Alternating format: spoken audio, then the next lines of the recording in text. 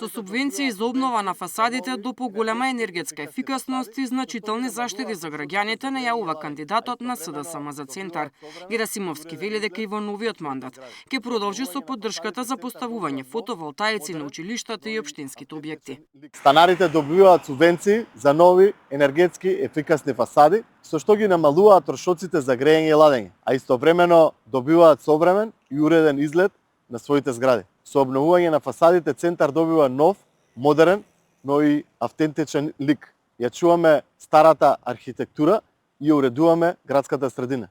Паралелно поставуваме и фотоволтаици на училиштата и општинските објекти преку нашето претпријатие Енергија Центар. На тој начин штедиме енергија и ги намалуваме трошоците за електрична енергија и до 50%. Кандидатот за Центар од редовите на ЗНАМ пак најавува финансиска и социјална помош за пензионерите. Секој нов пензионер во општина Центар ќе добие финансиска поддршка во висина од 12.000 денари. Тоа е наш начин да покажеме почит, благодарност и грижа кон генерацијата што го изгради овој град. Пензионерите се гордост на Центар и пример за посветеност, упорност и човечност. Нивното искуство е наш компас, нивните совети се наш патоказ. Секој пензионер заслужува достоинствен и активен живот.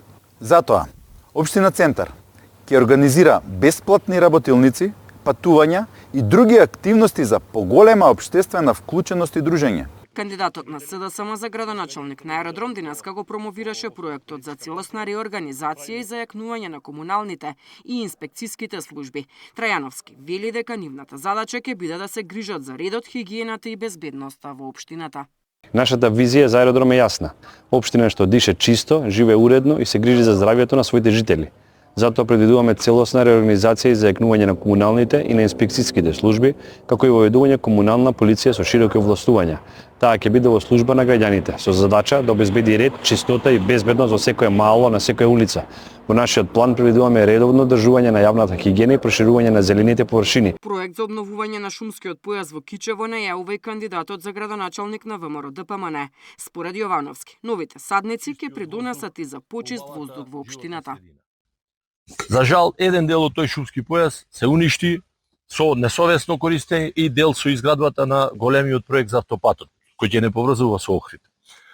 Кога ќе дојдам за градоначалник, веднаш ќе преминам кон пошумување и враќање на старата шума, со што ќе допринесеме за почист воздух, почиста животна средина и поубав живот за сите нас во градот Кичево. Партиите имаат уште 5 дена за промоција на проектите со која бараат довербата на граѓаните пред вториот круг од изборите закажан за 2 ноември. Деспина Тодоровска, Сител телевизија.